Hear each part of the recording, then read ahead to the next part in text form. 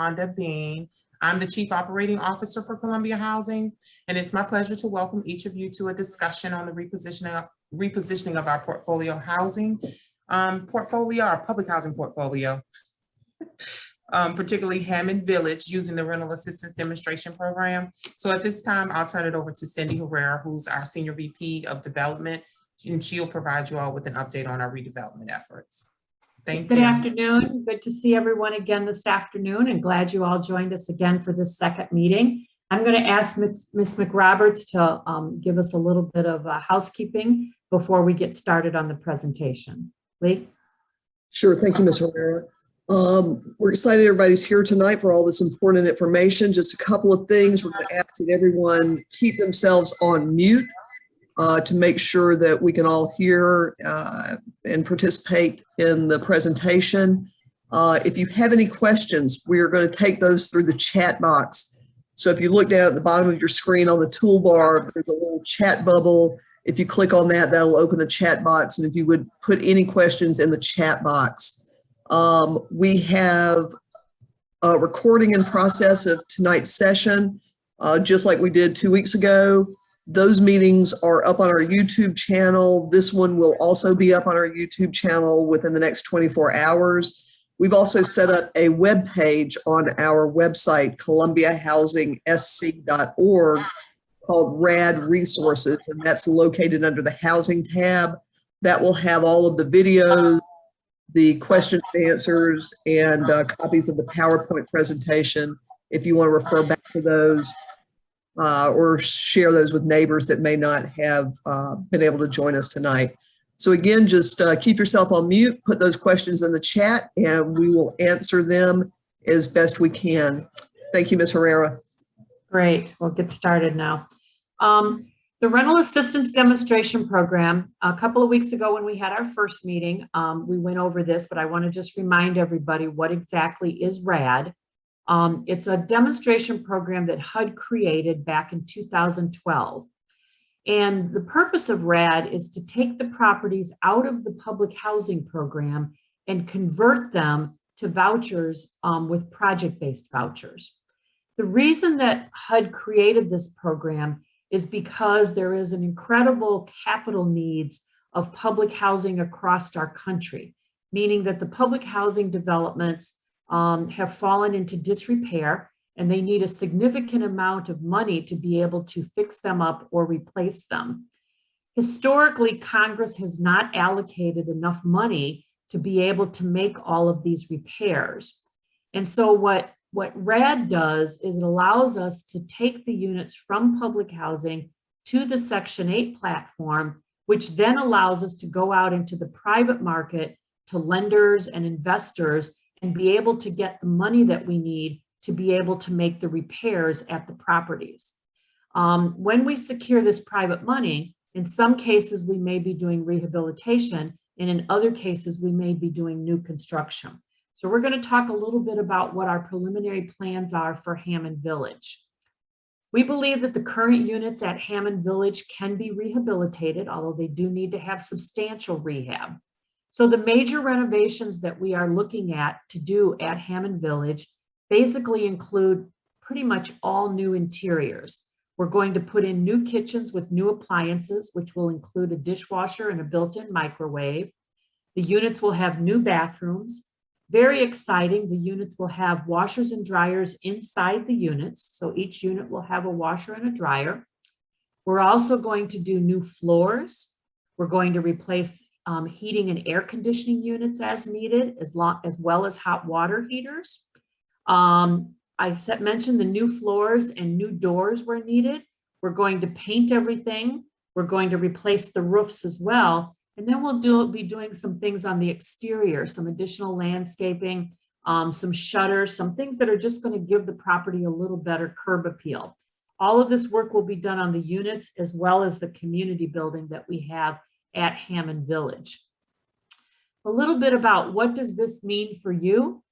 Basically, we anticipate that the rehab construction will be done in phases, which will allow us to minimize any relocation that may have to be done at the property.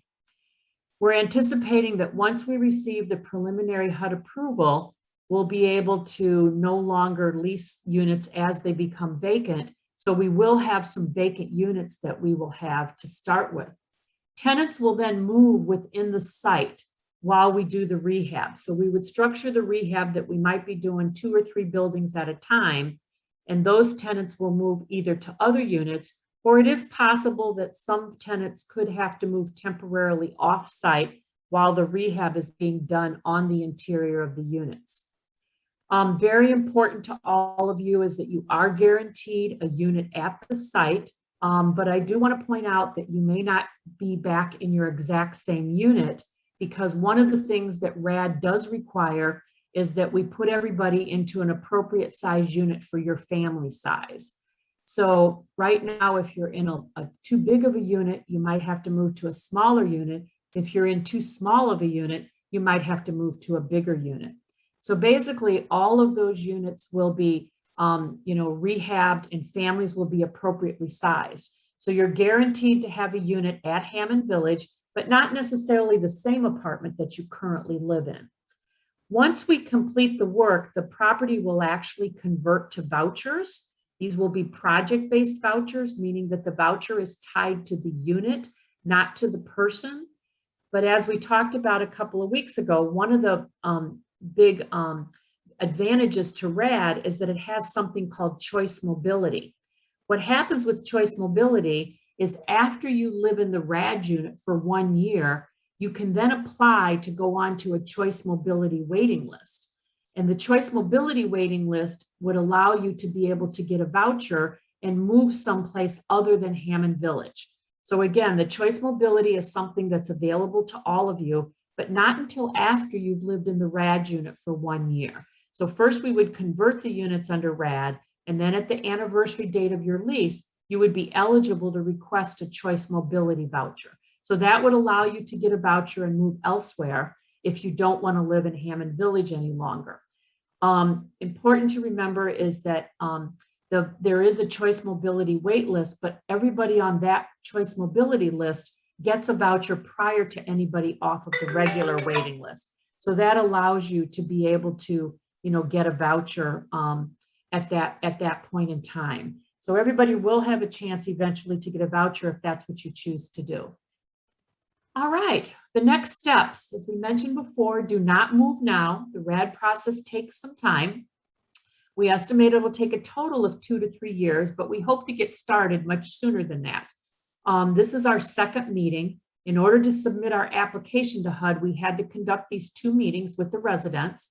And so after today's meeting, we will be submitting our application to HUD. We anticipate that HUD will take anywhere from 60 to 90 days to approve that application. And then we receive what's called a commitment to move forward with the RAD program. So at that point, we would be allowed to start the process.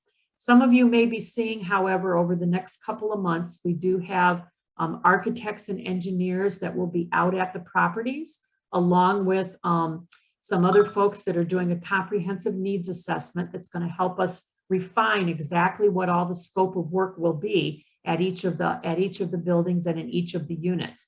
So you will see some people, you'll get some notices saying that, somebody will be here to inspect your unit. Some of you will get that information as we move forward and have the architects and engineers that are preparing the preliminary work that will be done for the property. So once we get all of that, we'll be moving forward with the financing. We anticipate securing a loan, and then the loan will help us pay for all the work that we're going to do. So most important is to not do anything right now. Just be aware of what the plans are for your community.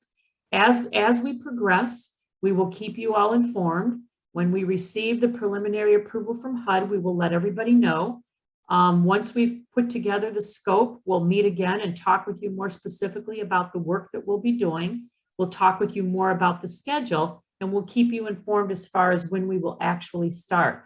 Our hope would be to be able to start the work at Hammond just about a year from now. We hope to be able to start the rehabilitation work. So I'm going to end the PowerPoint presentation now, and we're going to take questions. And for those of you that are on the phone and didn't get a chance to see the slides, just want to remind you, as Ms. McRoberts said, this will be on the Housing Authority's website and YouTube channel, so you'll be able to look at the slides. So thank you all for listening, and now we'll entertain any questions that anyone has. Thank you, Ms. Herrera. Got some interest in something that you said earlier in the presentation about the capital needs and the lack of funding for capital needs. Can you talk a little bit about what capital needs are and what specifically you mean when you talk about those are things that haven't been done? Yeah. HUD uses the word capital needs for repairs that need to be done at the property. When repairs don't get done and you have what's called, you just have maintenance that didn't get done because there wasn't enough money to do it, then that results in a capital need, or there's a need for additional money or capital to be able to make the types of repairs that we want to make. So not only are we going to do repairs that are needed, but we're also going to do a significant level of rehab work that's going to basically give you new units. We're going to give you modern kitchens, modern bathrooms, new floors, just basically units that are going to be much more like the apartments that are newer today. So we're going to just give them an overall facelift for everything in the property. Great. Hammond Village is such a pretty site. It's located really well. What kind of amenities will be on the site once the redevelopment is done? Will there be some playground areas, green space, basketball courts? Yeah, it is a very beautiful site, and we really like the open space that's there. So we probably will be looking at the amenities, which could include, obviously there'll be a facelift to the community center. So there'll be a new community center with the management office. And then we will be looking at doing some small playground areas. We'll be looking at doing other types of amenities, just depending on, how much we can finance and how much money we have available to be able to add those amenities. We're very interested in hearing from the residents to see what kind of things you'd like to see on the property, because it's important for us to try to address what you think are the best kind of amenities that you and your children and your neighbors would like to see on the property. But playgrounds typically are something that we always add to the property. Many times we do put in some walking trails for people can walk and exercise. A lot of people jog and run. So there'll be different things that we'll be looking at doing based on some feedback from the residents. That'd be a great place to do some nature trails and some walking trails. Got some questioning about what kind of programming, like we've had an officer from the Columbia Police Department in some form or fashion. The old Coban program worked there. Van McCrary ran a program there, and Officer Kelly is there now. Will those kind of programming things still be available on site once the site is renovated and people are back on? I don't know that we know exactly what the programming will be. There will be something there. One of the things that we certainly have looked at and would love to hear some feedback from the residents about is whether you want to see restricted access to the property, like a gated type of community, or if you want it to remain open. And then we'll look at what the needs are for continued security or other types of programs. We always partner with community agencies to try to bring programs to the kids throughout the year. And we would continue to offer as many of those types of programs as we could throughout the process. That's great. That's good to know. We've got a question kind of going back to the moving and the relocation process. If at the time people start getting relocated and I opt to take a voucher, can I use that voucher outside of Richland County? Or when I get my housing choice mobility voucher, can I use that outside of Richland County? Yes, once you receive a choice mobility voucher, you can use that anywhere that you'd like to use it. You can go elsewhere within Columbia or Richland County. You can go to, we'll stay in South Carolina, or you can move to California. So you can take your voucher. Your voucher is portable. So once you're eligible for the choice mobility component and you do receive a voucher, you're eligible to use that voucher anywhere you'd like. We've got a good question in the chat. Somebody's asking, with all these new amenities and all the upgrades we're talking about doing on the interiors, are we going to add space? How are we going to put all of those things into what have been smaller spaces in the past? Right. We're not necessarily, the buildings themselves do not lend themselves to expand the buildings. So we're not going to be expanding the buildings. We're just going to be rearranging some of the stuff inside the units.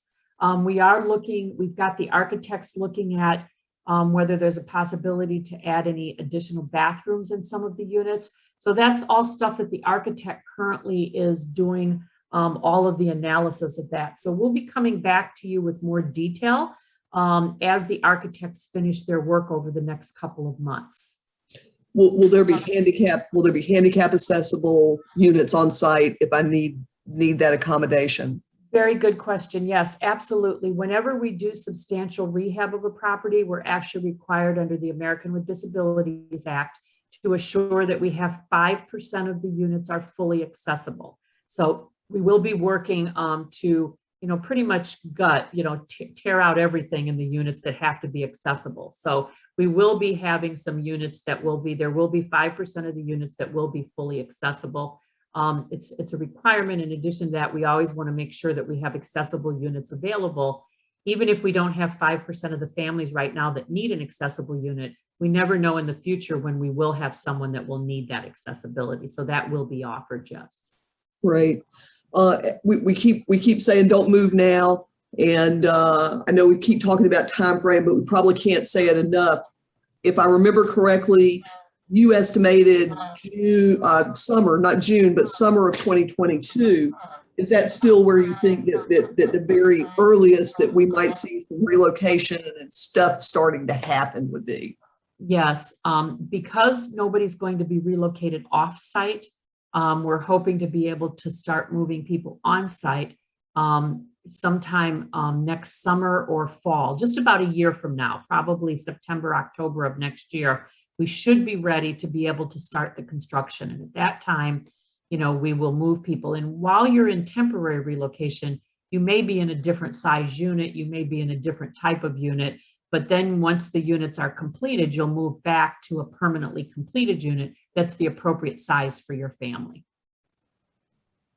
So there is a chance that I might be moved into a smaller unit or even a larger unit, just depending on where I am now and what my family makeup is? Correct. It depends on your family size. If currently you're living in a unit that's too large for your family, you are required to go to the right size unit. One of the things that RAD does require is that we provide you with the right size unit within the project. Now, if there's not an appropriate size unit for your family, then you would be allowed to stay in a larger unit if one's not available. But when one becomes available, you would have to move at that time. If your family is overcrowded and you need a bigger unit and there's not one available within the project, then we can offer you some other housing options, which we would do. So everybody has to be right-sized insofar as possible.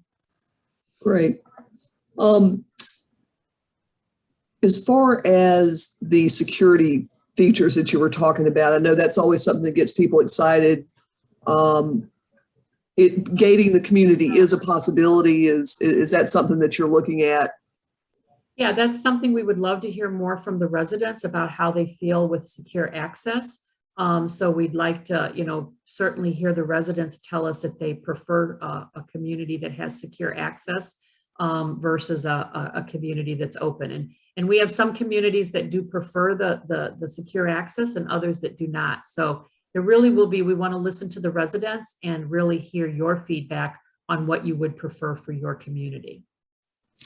What about my rent, Ms. Herrera? Will my rent be the same in a newly renovated unit as it is what I'm currently paying now? Yeah, very good question. For the majority of the residents, the rent will remain the same. The only time your rent will change is if you are currently paying a flat rent. If you pay a flat rent right now, it's probably because it's less than what 30% of your income would be.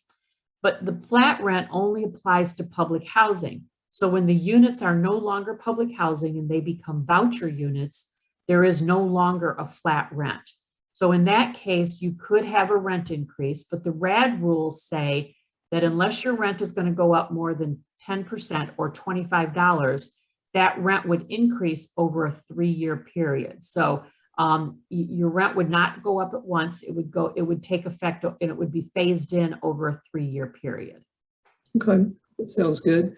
There's a question about parking. People always concerned about their cars and where they're going to be. Are we going to do any work on the roads, number one? And were we going to add any parking as far as the units and the community goes? That's part of the assessment that we're doing. Again, when we do this level of rehab, the property then falls under the new building codes and the new zoning requirements. And so we will have to take a look at the required number of parking places for the number of units that we will have after the fact. And so that is something that we'll anticipate. We'll take a look at what the current parking ratios is. And if there's a need to increase parking, one of the nice things about Hammond Village is that we have land to be able to add some additional parking if we need to. So that's certainly something we will take a look at. We're going to be required to make sure we have adequate parking for all of the units. I know you mentioned that if I stay in my unit at Hammond Village for a year after the project-based vouchers go into effect and I decide to use apply for a housing choice mobility voucher, is that something I could use in a home ownership situation? Yes, if you're otherwise eligible for home ownership. One of the things that's important to remember is that in order to use a voucher under home ownership, you still have to qualify for a mortgage. And so people who are interested in home ownership, we will have a program in which we will share a lot of that information with you, but you still have to have credit that allows you to be able to go to the bank and be eligible for a mortgage. What the homeownership voucher does is it pays a small percentage of that mortgage, but it does not pay the full mortgage, and you have to have a certain income and you have to be eligible to get that mortgage. So the voucher doesn't work quite the same for homeownership as it does for rental. There's some other criteria that has to be met. Got another question in the chat. Will residents that have had issues with housekeeping or other issues in the community, will they be offered their units back? Will they be able to come back into the community too if they had issues as tenants in the old community? Well, it's important to remember that to be eligible for the vouchers, you do have to be in a good standing with your lease. So you will have to be current in your rent and comply with all your lease requirements. Obviously, to move, you're going to have to do some housekeeping. And we tell people, even though we're a year away from probably anybody having to move, it's a real good idea to start a purge process right now if you have a lot of stuff in your unit. Now's a good time to start slowly cleaning it out, because when it comes time to move, it will be really important that you're able to box up your unit and make sure that you've got everything in order. So that will be important to do as you move forward. And obviously, we're going to be giving everybody what is equivalent to a new unit. And those units will be inspected before you move in, and you'll sign off on the condition of that unit along with photographs. And so then when we do regular inspections, if there's damages, the tenant will be charged for any damages because we will document the condition of the unit. So it's important to remember that, keeping your unit up is part of your lease agreement. And so it's important to do that. But everybody will be eligible under the RAD program. Nobody is displaced, and everybody will be eligible for a unit as long as you continue to remain in good standing with your lease. Will there be Wi-Fi at the new site? Good question. The answer is yes. We obviously will be bringing it to the individual units, but in addition to that, we are putting some hotspots throughout the communities, and those will be hotspots that people will be able to connect to as guests or as visitors throughout the community. That's exciting. That's exciting. What about other utilities? Will I be responsible for my utilities at the new site, or will Columbia Housing be paying for those? No, any utilities that you currently pay, you would continue to be responsible for. And so you would have the responsibility for your utilities. Now, when you vacate your unit, obviously we will transfer those to our name while the work is being done, and then we'll put them back in your name after you move back to your permanent unit. So during the temporary moves, Ms. Herrera, will I be responsible for moving and packing and storing my items, or will Columbia Housing send movers in with pods and equipment to handle those kind of things? Basically, we anticipate that you will be moving. Most people are going to move one time. So let's say, for example, we have 20 units that we vacate initially. We're going to repair all those units, and we're going to move people into those units. Then we're going to do the next group and move people into those units. So we're going to try to phase the construction so that you would only have to move one time and not multiple times. with the exception of the first group of people. They're going to move to some temporary housing and then they'll move back. So your belongings will move with you. We will have we have third-party moving companies that are under contract, and those moving companies will basically provide all of the packing materials that you need. If you are elderly or disabled and you want assistance in packing, we will also make arrangements for them to assist you. And then the moving company will actually move you from one unit to your new unit, so that we will provide all of the moving assistance that you do need. Sounds as convenient as it might possibly be with something as stressful as a move. So, Ms. Herrera, what is the next thing that residents should expect to hear from us regarding the conversion process? Well, after today, we hope to submit our application by the end of the month to HUD. We anticipate it'll be anywhere from 60 to 90 days before we hear something back from HUD. So it'll be sometime in the early part of the new year when we will be back in touch with you.